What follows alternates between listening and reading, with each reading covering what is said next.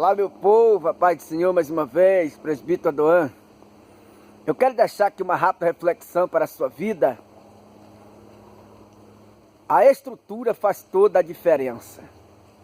Quem não lembra de Jesus Cristo, para iniciar o seu ministério de 3 anos, ele ficou 30 anos trabalhando de carpinteiro com seu pai e se preparando para 3 anos de ministério.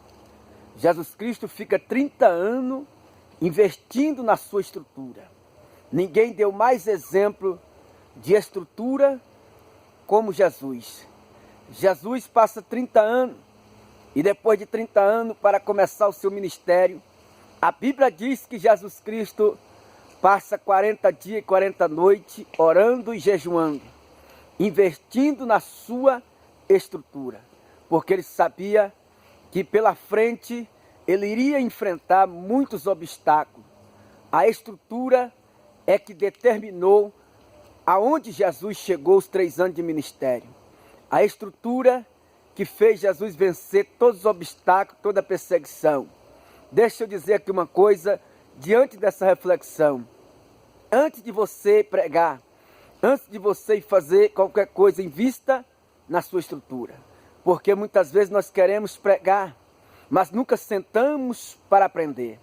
Muitas vezes queremos louvar, mas nunca passamos o tempo da estrutura. E Deus trouxe aqui nessa tarde para te dizer, invista na sua estrutura. Não queira começar antes, porque sem a estrutura não tem como você permanecer de pé. O prédio só fica de pé por causa que a estrutura dele, antes dele subir para cima, ele desce para baixo. Muitas vezes, quanto mais ele vai para cima, mais desce para baixo. E Deus está dizendo aqui nessa tarde, quer subir, primeiro tem que descer. No reino de Deus, ninguém chega a lugar nenhum se antes não descer.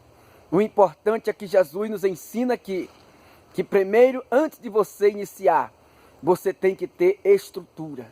E a estrutura vai fazer a diferença no seu ministério, vai fazer a diferença na sua casa, na sua família. É por isso que tem muitos ministérios sendo destruídos. Pessoas que começaram tão bem, mas por falta de estrutura, pararam no meio do caminho. Deixa eu te dizer uma coisa, é melhor investir mais na estrutura, para que no tempo certo, Deus te levantar e você permanecer de pé. Não adianta começar rápido e quando chegar no meio parar.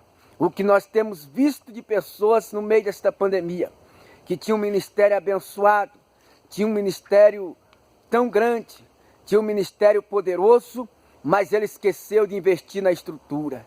Deixa eu te dizer uma coisa, enquanto não está crescendo para cima, vai cavando poço, vai investindo na sua estrutura, porque no tempo determinado, essa estrutura, Deus vai dar o crescimento.